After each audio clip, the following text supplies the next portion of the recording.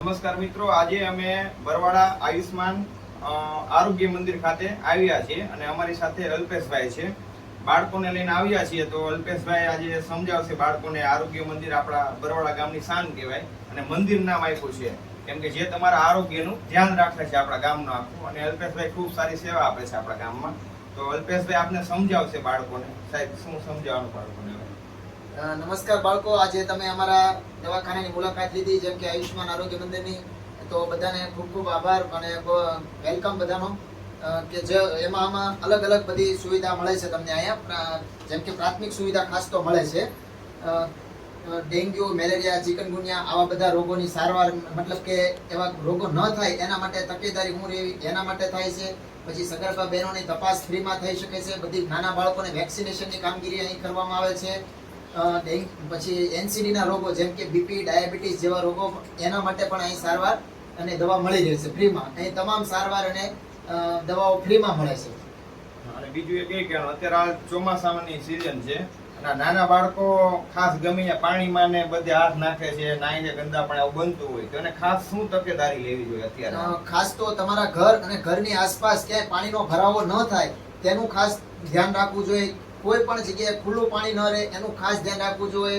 આજુબાજુ ખાડા હોય તો એમાં માટીનો પુરાણ કરી અથવા પાણીનો ગમે તે રીતે નિકાલ કરી અને પાણીનો ભરાવો ન થાય એ ખાસ કરવું જોઈએ. જો આ પાણીનો ભરાવો થાય તો એના કારણે ડેન્ગ્યુ, મેલેરિયા અને ચિકનગુનિયા જેવા રોગો અત્યારે વધારે જોવા મળે. અને ચોમાસાની સિઝન છે તો બને ત્યાં સુધી પાણીને ઉકાળીને પીવું, કારણ કે નવું પાણી આવે તો ઝાડા અને પાણીજન્ય રોગો જેને કહેવાય ને કે ઝાડા ઉલટી એવું થવાની શક્યતા રહેલી હોય. એટલે આપણે પાણીને ઉકાળીને પીવું જોઈએ અત્યારે ખાસ તો. અને બીજું એ કહેવાનું, અત્યારે ચોમાસામાં છે ને બાળકો પાચન શક્તિ સાહેબ ખાસ નબળી હોય અત્યારે. ને આ બાળકો એવું કરતા હોય, ઘણી વાર વાસી ખોરાક ને અન્ય વસ્તુ ખાતા હોય છે, ઠંડો ખોરાક ને એવું બધું, ને જેવું તેવું ધોયા વગરના ફ્રૂટ. એ બાબતે આપ શું બાળકોને કહેવા માંગશો?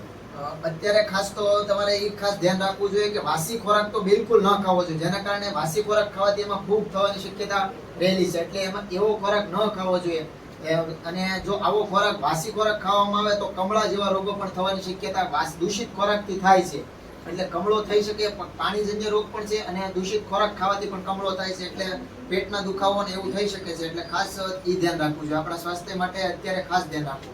પછી માન્યું કે અત્યારે ચોમાસાની અંદર સાપનો એનો પ્રશ્ન બહુ વધારે રહે છે. ઘણી વાર ક્યાંક બાળક તો કદાચ એવું કઈ થાય અમને મામાથી કોઈના પેરેન્ટને, તો આમ બાળકોને એ સંદેશ આપવું કે શું તકેદારી લોકો રાખવી જોઈએ અને ક્યાં જવું જોઈએ તાત્કાલિક?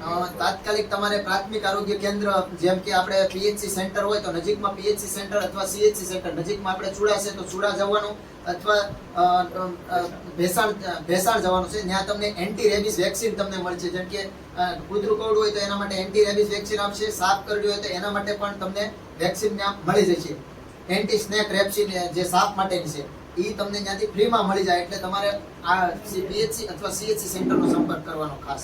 ટૂંકમાં તમને કાંઈ બી થયું હોય, સાપ ને ઘરે કોઈ વ્યક્તિને કવડે કે કાંઈ બી પ્રશ્ન આવે ને, તો ખાસ આવા આરોગ્ય મંદિરની જ મુલાકાત લેવી. ક્યાંય કોઈ અંધશ્રદ્ધામાં પડવાનું નથી. આ મંદિરે જઈને ફલાણું તાત્કાલિક જઈને સારું થઈ, પહેલા તો હોસ્પિટલની મુલાકાત લેવાની, બરોબર?